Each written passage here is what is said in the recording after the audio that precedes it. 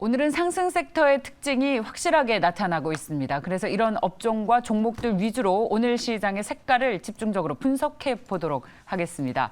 오늘도 최고의 군단 모셨습니다. 내부자들 글로원 파트너스의 이성웅 이사, 헤르메스 스탁의 하창한 본부장, 훈훈한 주식의 김지훈 대표와 함께하겠습니다. 어서 오십시오. 네, 안녕하세요. 네, 언제나 그랬듯이 언제든지 꼭 제가 호명하지 않아도 네. 들어오셔서 활발한 토론 부탁드리겠습니다.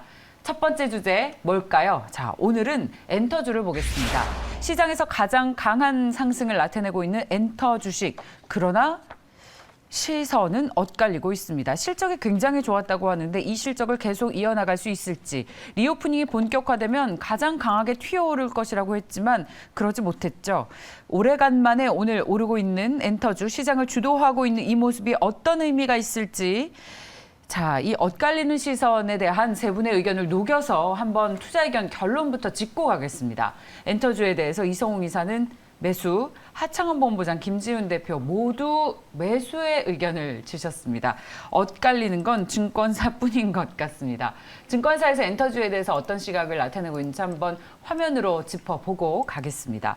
이베스트 증권의 안진아 연구원께서는 아시아 모멘텀이 유효하다. 월드투어 개최 성황이다. 특히 일본 도쿄돔에서도 우리 걸그룹이 콘서트를 개최했는데 굉장히 인기 많았다고 하죠. 본격적으로 리오프닝 수혜를 보고 있는 겁니다. 하나금융투자 이기훈 연구원도요. SM에 대해서 실적 이상무 콘서트 서프라이즈가 기대가 된다. 자, 근데 이제 SM 같은 경우에는 최근에 사실 매각 이슈가 나왔다가 이게 제대로 잘 안 팔리고 네. 오히려 이수만 의장인가요? 네, 회사를 쥐고 안 놓을 것 같으니까 오히려 주가에는 악영향이 된 바 있습니다. 우리도 해석하느라고 굉장히 힘들었는데, 자, 엔터주에 대한 세 분 모두 매수의 의견을 주셨습니다. 어떤 분이 가장 먼저 얘기해 주시겠습니까? 김지훈 대표님.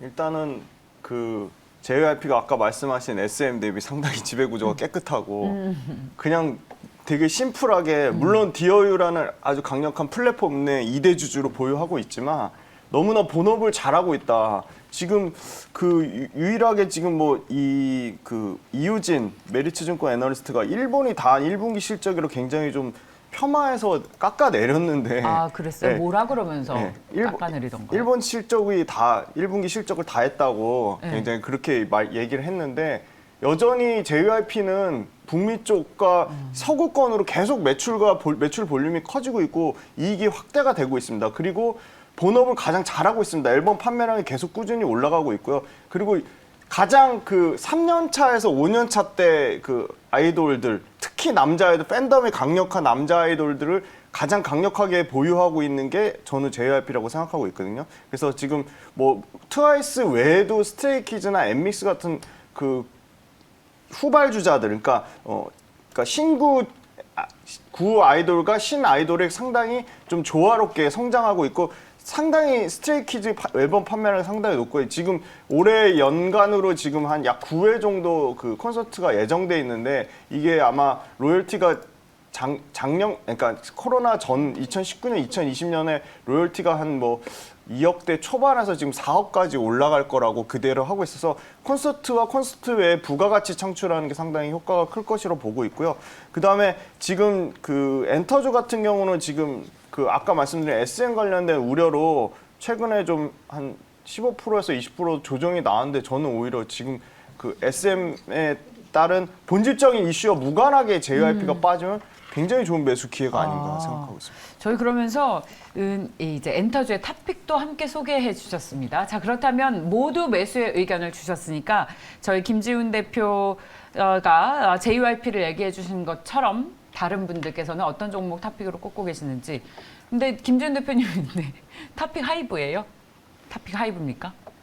하이브랑 JYP 두 개 다 좋게 보고 그렇습니까? 있습니다. 네. 자, 이성웅 이사, JYP 엔터, 네. 그리고 하창원 본부장 하이브 꼽아주셨습니다. 자, 앞서 JY 엔터테인먼트 얘기를 해주셨으니까 이어서 한번 어떤 면을 매력 있게 보시는지 듣고 싶습니다. 엔터주에 대해서 방송에서 얘기를 많이 했잖아요. 조금 더 큰 틀에서 한번 볼게요. 자, 엔터주가 성장주가 하락이 피크가 있을 때 그때 엔터주가 같이 하락을 했어요. 자, 왜냐하면 실적 대비해서 지금 비싼 건 명백해요. 네, 명백하다 보니 여기에 대해서 지금 글로벌적으로 대표적인 성장주들이 프리미엄이 깎이고 있잖아요. 깎이는 그렇죠. 구간이다 네. 보니 함께 하락을 했었고 그렇다고 하면 여기에서 저희가 생각을 해봐야 될 게 미래의 가치를 지금 다시금 땡겨오는 구간이거든요. 왜냐하면 1분기 실적은 나왔고 그 다음에 2분기, 3분기 오프라인 콘서트 좋을 건 누구나 알고 그렇다고 하면은 연간 실적을 이제 대입을 해서 살펴볼 필요가 있거든요. 그 JYP 엔터는 약간 뭐 베스트 케이스랑 워스트 케이스의 중간 정도 하더라도 한 1,000억 정도는 영업이익이 연간으로 가능한 구조입니다. 이게 현재 예정된 오프라인 콘서트라든지 앨범 발표가 이루어진다고 했을 때 이 정도 수치가 가능하고요. 근데 현재 시가총액이 2조 원 정도거든요.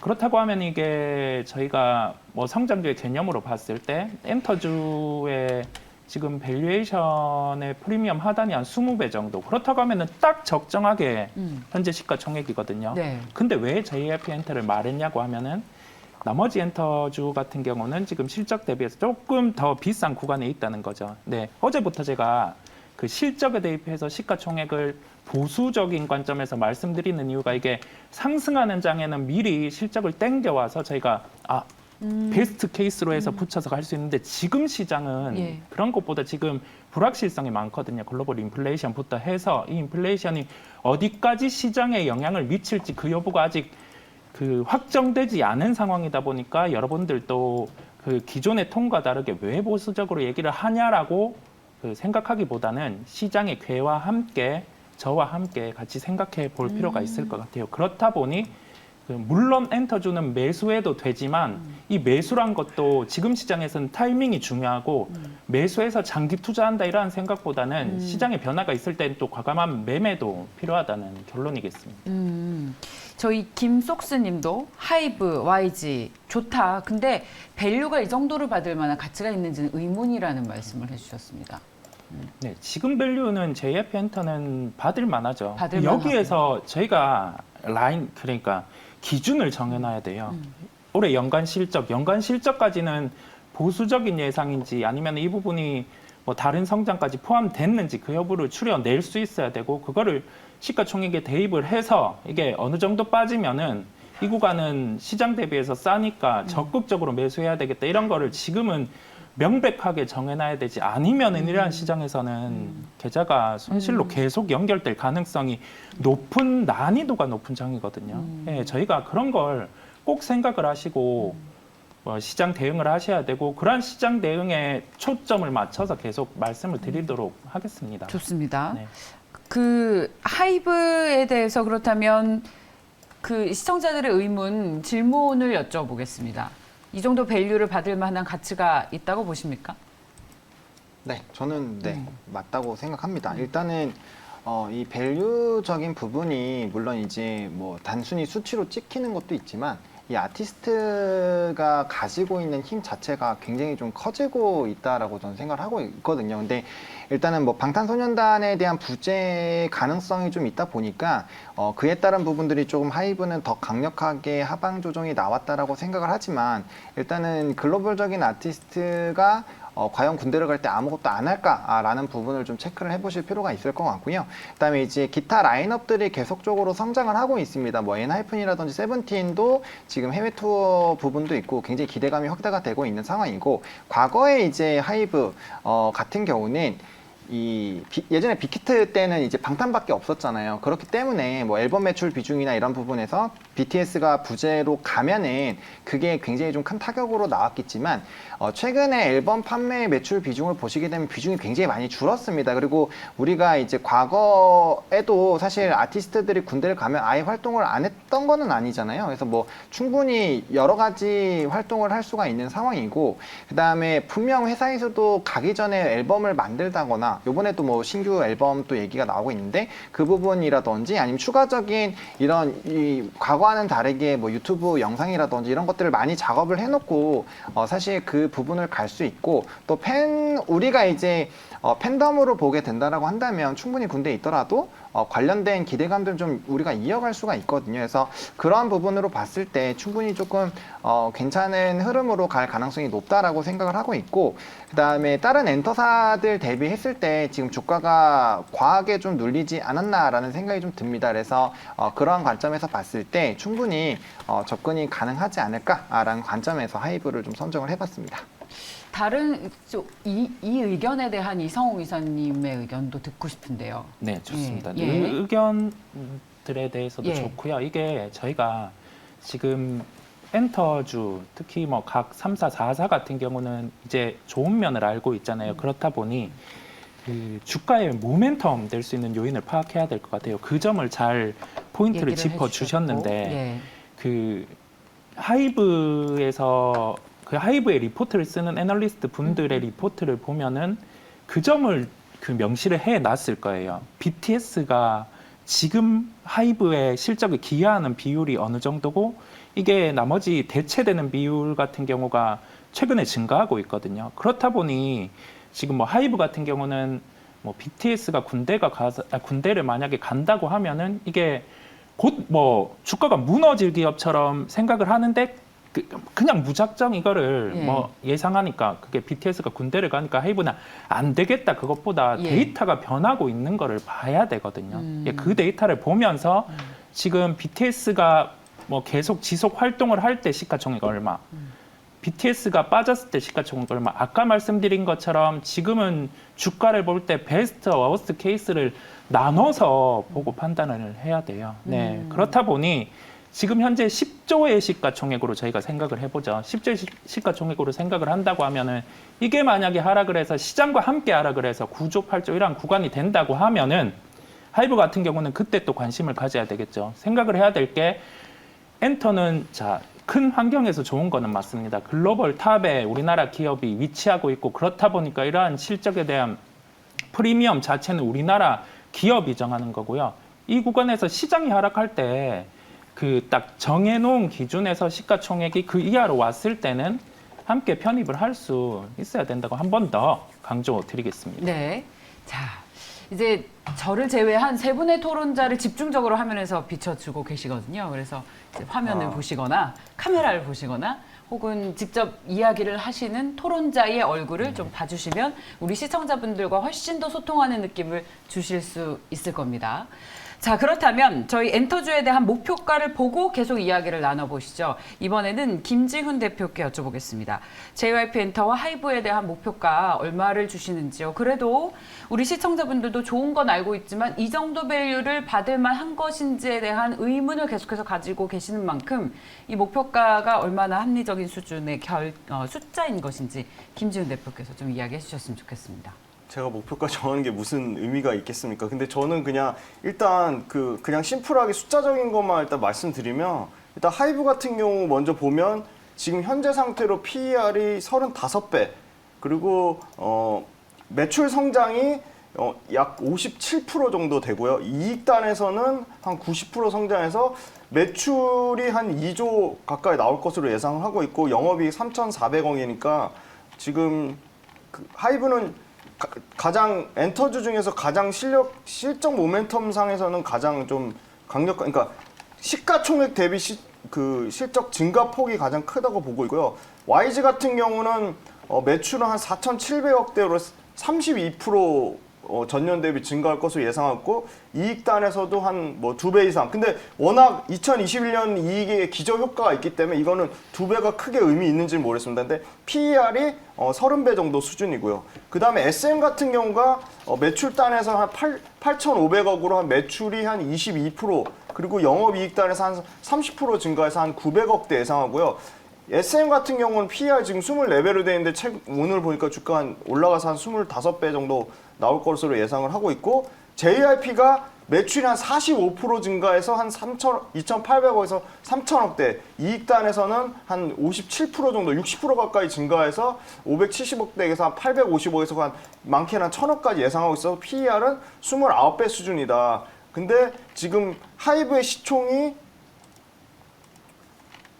예. 지금 구조예요. 구조. 고 예. JYP가 지금 한 2조 되거든요. 그러니까 지금 한 4분의 1 토막, 그러니까 예. 하이브 대그 JYP의 그 물론 그 프리미엄 밟는 부분을 제외하고 순수하게 실적 성장률만 따져봤을 때는 4배는 좀 과도하다고 보고 있어서 저는 좀 더 이 40%의 매출 성장률을 감안했을 때 최근 주가 올라온 부분을 빼고 한 30% 정도 성장 여력이 있어서 한 6만 5천 원 정도를 목표가로 한 제시해보았습니다. 네, 또 추가 언급하실 게 있으신 분 계십니까?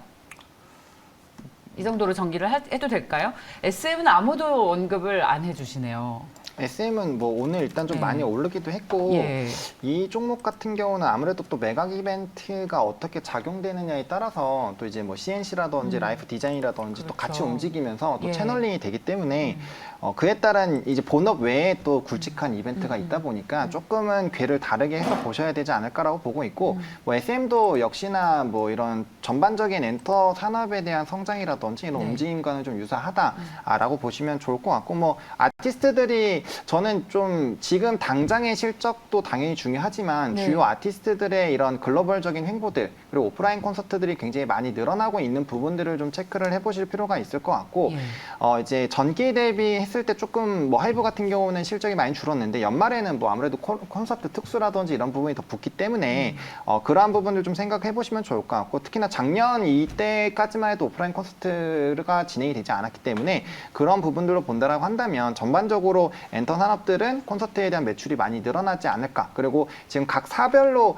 이런 해외에 대한 콘서트가 굉장히 좀 많이 기대가 되고 있고 이게 만약에 우리나라에서만 진행이 된다라고 한다면 좀 사실 조금 부담스러울 수 있지만 전 세계적으로 오프라인 콘서트에 대한 기조가 확대가 되고 있기 때문에 이거를 단순히 지금 실적뿐만 아니라 과거에 오프라인 콘서트들이 진행이 됐을 때 이런 매출들을 좀 생각을 해보신다라면은 충분히 실적적인 부분에서는 좀 큰 상방이 열릴 수 있지 않을까라는 그런 관점도 체크를 해보시면 좋을 것 같습니다. 자, 저희 엔터 주식에 대한 이야기는 여기서 마무리를 그럼 짓도록 하겠습니다. 세 분 모두 JYP 엔터테인먼트의 매력을 가장 많이 느끼시는 것으로 보였고 그리고 하이브 의견도 나왔습니다. 다음 주제로 넘어가시죠. 또 아모레퍼시픽 횡령 소식도 나왔죠. 그래서 오늘 화장품 주식이 전반적으로 좋지가 않습니다. 그런데 커스맥스에 대해서는 증권사에서 상당히 보수적인 시각의 보고서가 나왔습니다. 보고서 제목이요. 위기 속에 드러난 민낯. 야지 애널리스트가 사실 저런 파격적인 제목의 보고서를 쓰는 것도 쉽지 않아요. 엄청난 소신. 그래서 제가 실제로 여쭤봤어요, 아침에. 네네. 코스맥스랑 뭔가 기분 나쁜 일 있으셨냐고. 아니, 애널리스트의 이를 어떻게 보냐. 정말 안 좋아서 그런 것이다. 정말 중국 쪽 성장이 굉장히 이제 부진해서 그렇다. 중국 쪽 매출 때문이다. 예, 메리츠 증권에서 나온 한우리 연구원의 보고서입니다. 한우리 연구원은 사실 화장품 섹터 베스트 애널리스트거든요. 그래서 아마 시장에서 더욱 기관 투자자들의 행보에 영향을 크게 미칠 것 같습니다. 자, 1분기 실적 시장 기대치를 밑돌았고 원가와 믹스 부담으로 수익성도 훼손이 됐으며 기초 체력이 약화됐다. 적자 사업부 대책이 모호하다. 중국 부분의 매출이 안 좋다. 투자 의견 하향, 목표가도 7만 원으로 하향 조정됐습니다. 커스맥스 오늘 주가를 한번 볼까요? 11% 하락한 64,500원을 기록하고 있습니다. 차트상으로 봤을 때 추세가 이 정도면은 정말 네.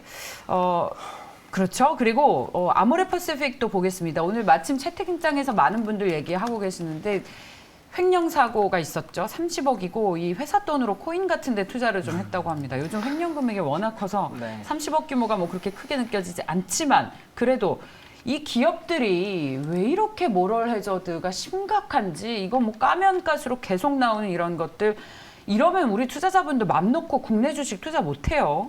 그렇죠. 아모레퍼시픽도 4% 넘는 하락세를 나타내고 있습니다. 커스맥스 어닝 쇼크에 대한 의견부터 들어보도록 하겠습니다.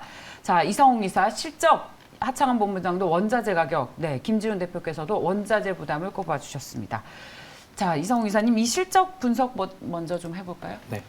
코스맥스라든지 이제 ODM, OEM 업체에서 주가의 모멘텀이 되는 부분을 찾아야 되거든요. 코스맥스 같은 경우는 중국 사업부, 미국 사업부를 예로 들 수가 있겠고요. 이 부분이 아직 실적이 중국 사업부 같은 경우는 역성장, 그 다음에 미국 사업부는 원래 적자였고 이게 이 부분의 적자 지속, 그 다음에 국내 같은 경우도 데이터가 꺾였거든요. 그렇다 보니 1분기 실적은 좋지 않고 그런 상황이고 주가는 뭐 이와 동반해서 하락을 하게 되는 경우고요. 그렇다고 하면은 반등에 대해서 저희가 생각을 해야 되잖아요. 반등의 그런 모멘텀은 이제 일단은 중국 뭐 봉쇄 해제 부분, 그다음에 분명히 이거는 그 숫자를 확인하고 갈 거거든요. 예. 왜냐하면은 이게 분기 실적 같은 경우가 이 정도로 역성장이 나타나면은 이 부분에 대해서는 시장 참여자들도 바닥을 알 수 없기 때문에 중국 사업부의 그다음에 다시금 턴, 그다음에 미국 사업부가 흑자 전환하는 타이밍에서 이 코스맥스 같은 경우는 주가가 많이 달라질 수 있거든요. 그렇다 보니 저희가 생각해야 될 게 주가가 1분기 실적이 좋지 않고 하락한다고 그냥 하락하나 보다 이 생각을 하기보다는 이 다음에 주가가 턴을 할 수 있는 모멘텀을 찾아서 기억을 하고 그 부분이 턴을 한다고 하면은 다시금 그때 매수를 하시면 되거든요. 그렇다 보니 저희는 그 부분을 기억하고 가도록 하겠습니다.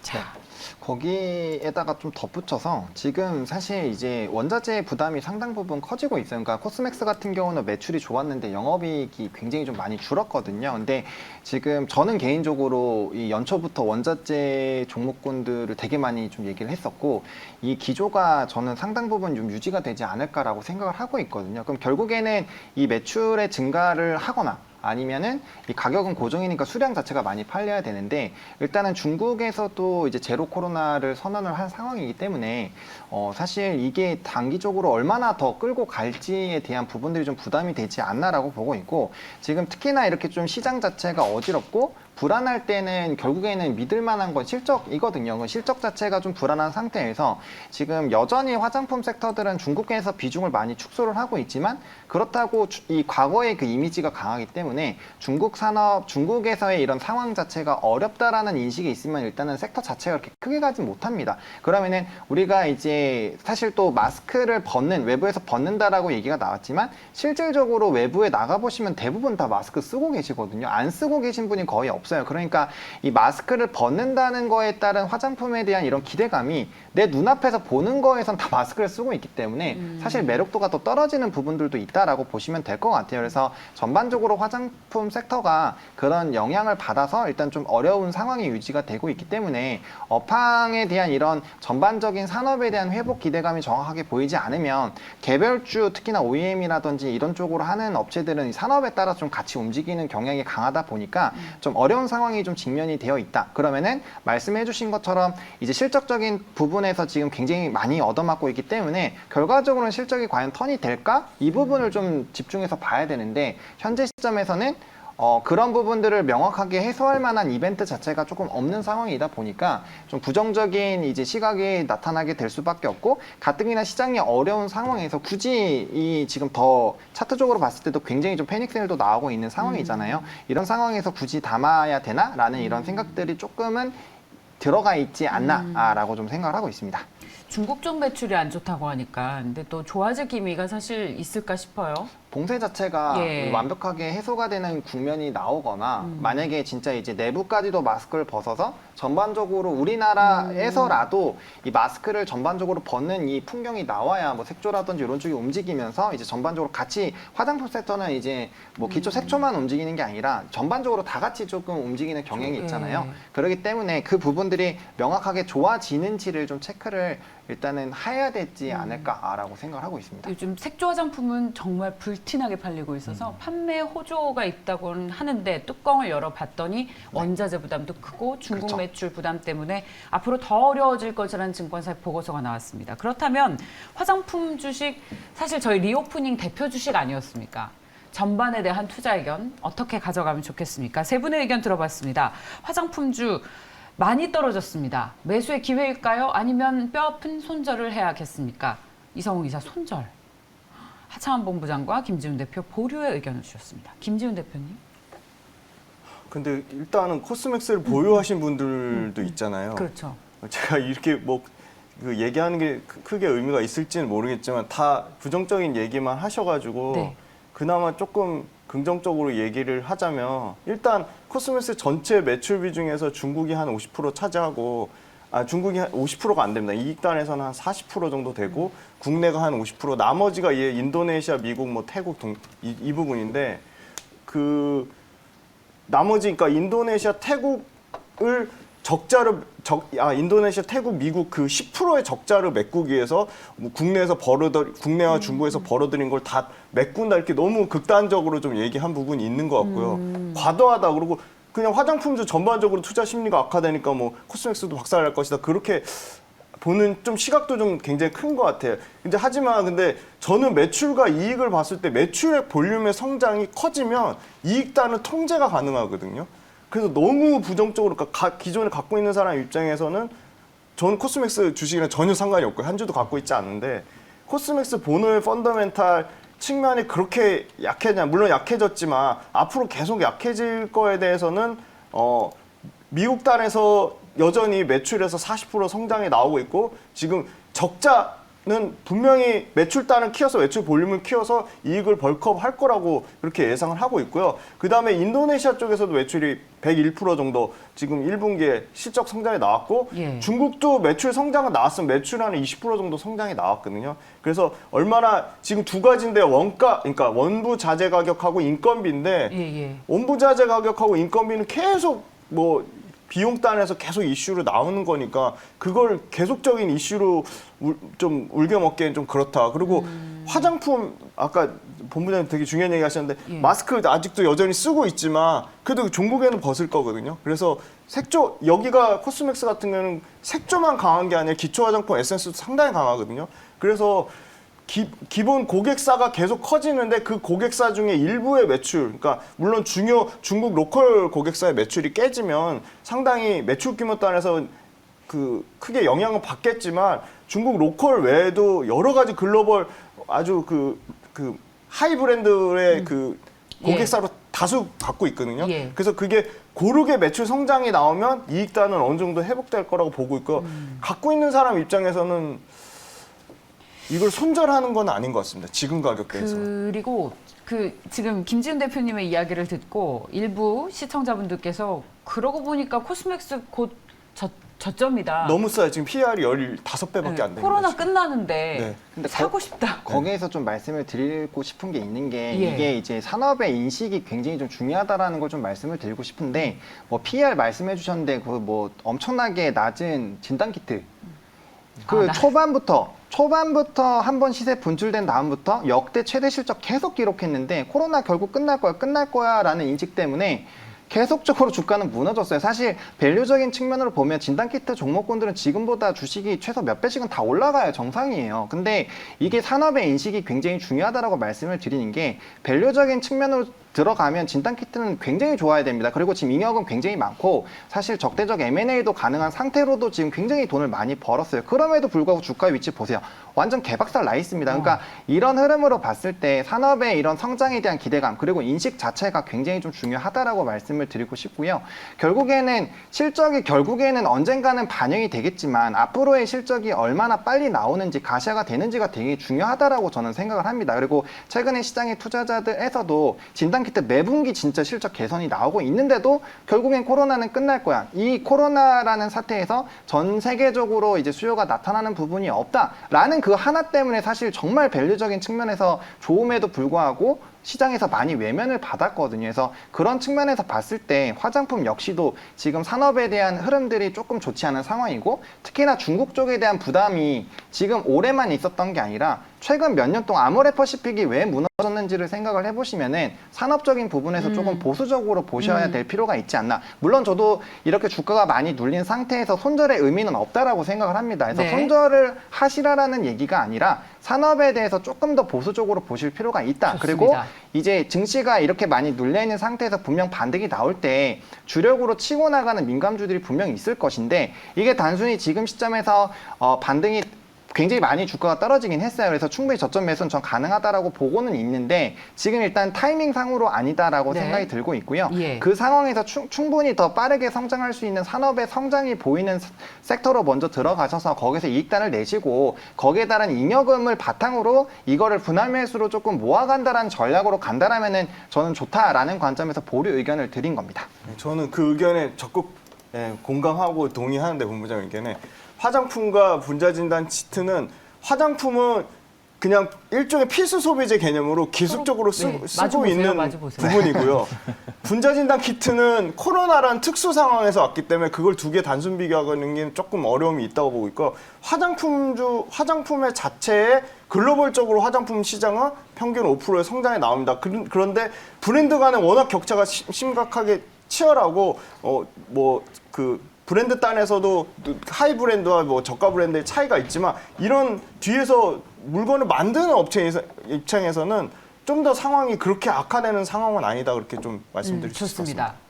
여러분이라면 어떤 선택을 하시겠습니까? 지금 저희 하창한 본부장께서 진단키트 이야기를 해주신 것은 그만큼 지금 산업이 저평가될 수밖에 없는 국면이다. 네. 괜히 싼 게 아니다. 라는 말씀이셨고 저희 김지훈 대표께서는 화장품 업계가 저평가된 것이 분명히 싼 이유가 있다라는 측면에서 이야기를 해주셨습니다. 여러분이라면 어떤 선택을 하시겠습니까? 시장에서 네. 생각을 해야 될 게 네. 해석을 하면 안 돼요. 시장이 주는 대로 받아들이고 저희는 생각을 해보자고요. 자, 좋은 말씀들 다 좋았습니다. 예, 동의하고요. 거기에 대해 생각을 해보면 자, 키트주 같은 경우는 싸요. 대표적으로 아주 싸고 지금 또 뭐 현금이 많고 그런 상황인데 산업의 피크가 지나갔다 보니 네, 그러한 계속 싼 영향이 있고 저 화장품주 같은 경우도 밸류로 보면 싸요. 절대 상대적으로 보면 싼데 만약에 싼 주식이 시장에서 이게 영원히 싼 주식이 쌀 수가 있거든요. 그럴 수 왜냐하면 있죠. 또 다른 성장 모멘텀을 보여주지 않으면 그렇고 이게 지금 종목에 대해서 손절이라고 말씀드린 이유는 또 다른 모멘텀이 있을 때 접근이 가능하다는 결론부터 먼저 말씀드리고 예. 지금 추세나 이익이 깨지는 종목 같은 경우는 싸다고 해서 내버려 두거나 예. 추가 매수하거나 그렇게 하면은 더 빠질 수 있습니다.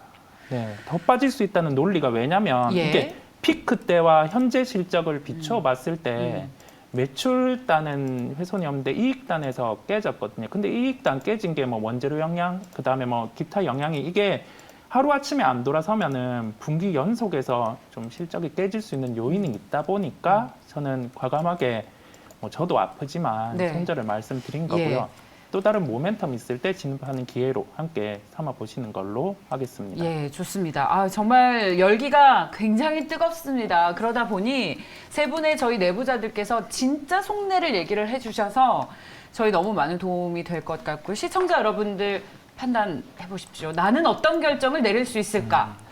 저희 지금 화장품 주식을 보면서요. 실시간으로 계속 하단으로 지금 현재 뛰고 있는 종목들을 소개해드리고 있는데 이어서 저희 농심을 한번 보려고 해요.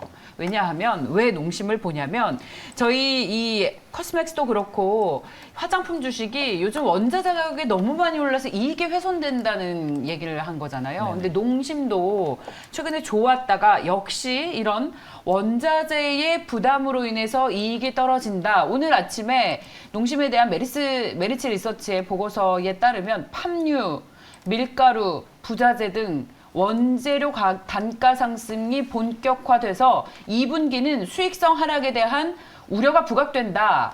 영업이익 가이던스는 전년 대비 감익 전환을 제시한다라는 의견을 내놨습니다. 그래서 오늘 7.5%의 내림세를 나타내면서 27만 5,500원 장대 음봉에 또 거래량도 엄청 늘었습니다.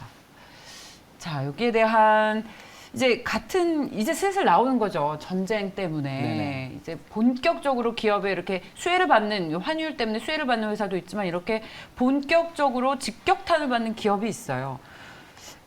자, 어느 분이 얘기를 좀 해주실 수 있겠습니까?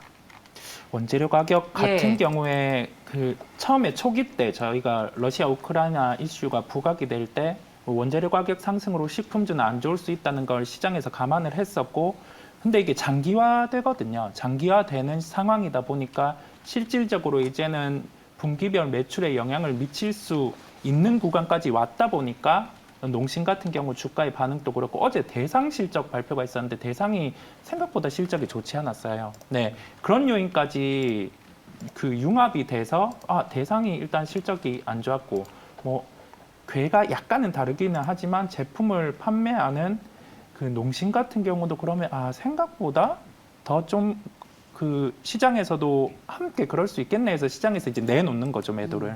네. 그렇게 생각을 하시면 될 것 같고, 여기에서 저희가 주가만 보자고 말씀을 드렸잖아요. 농심 또 해석을 하면서 원자재 그 가격 전가는 뭐 어떤 기준으로 가능하니까 저가 매수해야 되지 아니고요. 그렇게 하시면 절대 아니고, 저희가 빠지는 모멘텀이 없어졌을 때 접근을 하는 게 제일 편하거든요. 그러니까 러시아 우크라이나 이슈가 없어지는 구간에서는 그냥 농심을 강하게 배팅 플레이를 하셔도 돼요. 근데 그 이전까지는 예. 그 이전까지 접근하는 방법은 현재 워스트 실적이 이제 반영이 돼 있을 거거든요. 예. 보고서도 그렇게 나올 거고, 그 실적 대비해서 그 농심의 시가총액을 대비해서 밸류에이션 하단에 왔을 때 그때 진입을 하시면은 좀 편하게 접근이 가능하겠습니다. 결론적으로 첫 번째, 러시아 우크라이나 이슈가 지금 식품의 주가에는 모멘텀이 있기 때문에 그 이슈가 제거될 때 적극적인 매수를 한다. 두 번째로, 그 현재 농심의 그 가장 좋지 않은 실적이 대입된 그러한 구간과 시가총액을 비교를 해서 그 하단에 왔을 때 진입을 하면은 편하게 매수를 하실 수 있을 겁니다. 야, 참 시장이 점점 그 시장의 농도가 뭐랄까요, 더 어려워지고 있지만 또 어떻게 보면 컨셉은 확실한 것이 당장 눈에 실적 숫자가 좀 보여야 마음 놓고 투자할 수 있는 환경이 됐습니다. 불확실성이 많아서요. 자, 저희가 이야기를 나누는 와중에 코스피와 코스닥 양시장 모두 견조한 상승 여전히 이어나가고 있습니다. 자, 오늘도 최고의 군단과 함께했습니다. 훈훈한 주식의 김지훈 대표, 헤르메스 스탁의 하창한 본부장, 글로벌 파트너스의 이상홍 이사와 함께했습니다. 말씀 고맙습니다. 감사합니다.